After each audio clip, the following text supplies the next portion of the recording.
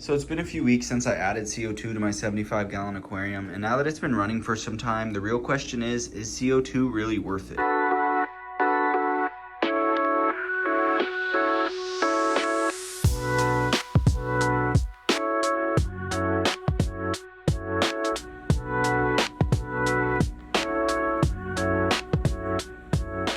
So since I added the CO2 to the tank, I have added a few more plants like these taller ones in the background and also these purple red colored ones.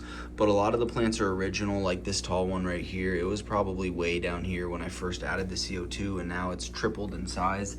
Looks amazing. New growth every single day. This plant right here has probably been my most noticeable growth. It, like I said, tripled in size, so that's crazy. And then the hornwort, of course, does pretty well. It's all the way up here. Really just all the plants have gotten larger. The whole tank is just more filled in now. There's so much new growth on all the plants, but especially the stem plants, they seriously love the CO2. They've been pearling and everything. Also, this plant is absolutely flourishing, and if you can look at the roots down here, they're absolutely taken off from like the whole stem all the way down to the soil.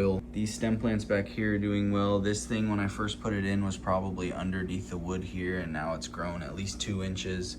Like seriously, the growth is crazy. I even have some floating plants up here, and I contain them to this small little area, and it fills up probably every other day, and I take some out and put them in the mini ponds and stuff. So those floating plants are absolutely flourishing as well in this tank.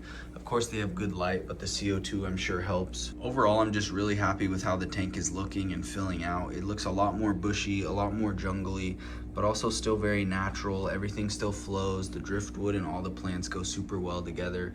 And then I love the Congo tetras, of course. They're super active, always doing crazy stuff in the tank.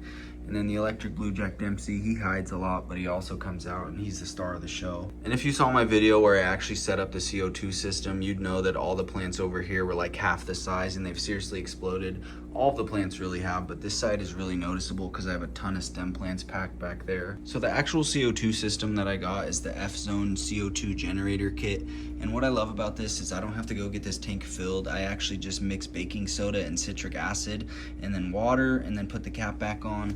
It pressurizes, and then I have CO2. Right now it's not on because it's on a timer. My lights don't normally come on until later, and I have my CO2 set to come on an hour before the lights come on, and then it goes off an hour before the lights go off. When I first set up the CO2, I was running about 1 bubble per second in the bubble counter.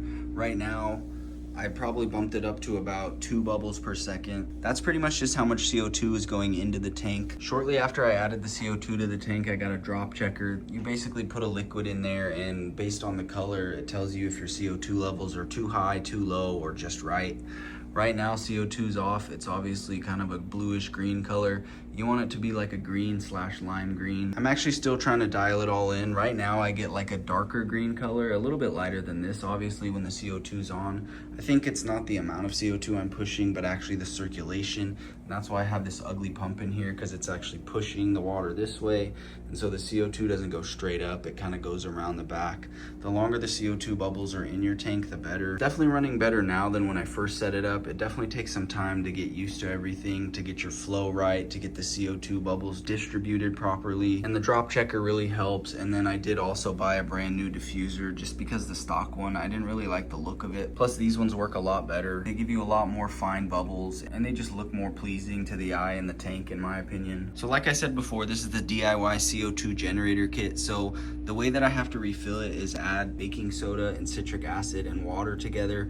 Right now, as you can see, my pressure is getting sort of on the lower end. It should be around 300 to 400 PSI. It is getting a little low, but like I said, I've been running the tank and the CO2 for about almost a month now. The more bubbles per second and the more CO2 I'm pushing into the tank, of course, the more that it's gonna use the CO2 up. This is also a 75-gallon tank, and it's only a 2.5 liter CO2 tank. So I could, of course, use a bigger size CO2 system, but honestly, getting a month out of it is not too bad. And since I don't have to go anywhere to get it filled, that's super convenient. I can just refill it myself. Another great thing about this type of CO2 system is I bought these 2 bags. They were super cheap, and they're gonna last me forever. As you can see, they're like pretty much full still. It'll last me probably at least 4 to 5 fill-ups. So that's really cost effective and way cheaper than traditional CO2. Another great thing about adding CO2 to your tank is that the plants are using so much of the nutrients in the water that they don't let algae thrive or survive too much. Like right here, I have a little bit of blackbeard algae that started, but ever since the CO2 has been running, it's just gotten smaller and smaller.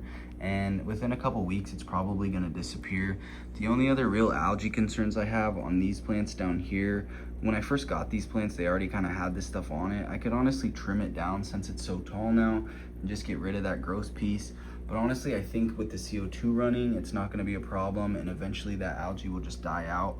So that's one of the best benefits to CO2, is just way less algae in your tank overall. Another thing I thought I'd mention, adding the CO2 has not affected my fish health whatsoever. As you can see, they're swimming around, they're thriving, everyone's doing good in here.